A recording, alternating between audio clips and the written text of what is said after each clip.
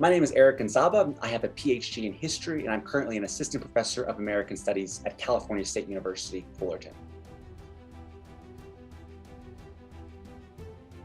So here at Cal State Fullerton, I teach courses on the history of race and sexuality in modern America.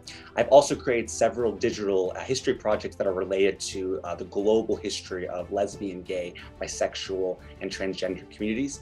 Most recently, I co-lead and have co-created a brand new digital history project called Mapping the Gay Guides, which maps historical gay travel guides since the 1960s. And the project is now generously funded by the National Endowment for the Humanities for the next 3 years. I'm also currently the co-chair of the Committee on LGBT History, which is the leading LGBTQ historian organization in the United States.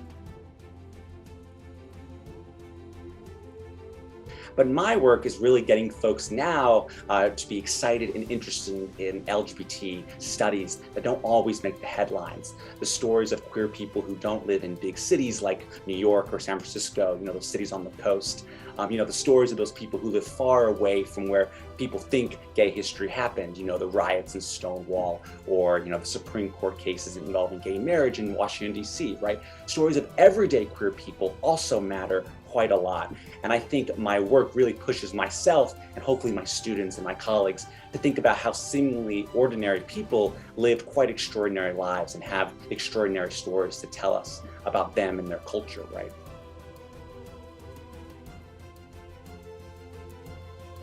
Oh, sure. My favorite professor at George Mason was Dr. Suzanne Smith in the history department. She really got to teach me about how to embrace that it's totally okay to not always have the right answer. The real important thing is to continuing learning, to make mistakes, but continuing trying to find the best answer and the best way to work together to solve your problems. So Dr. Suzanne Smith all the way.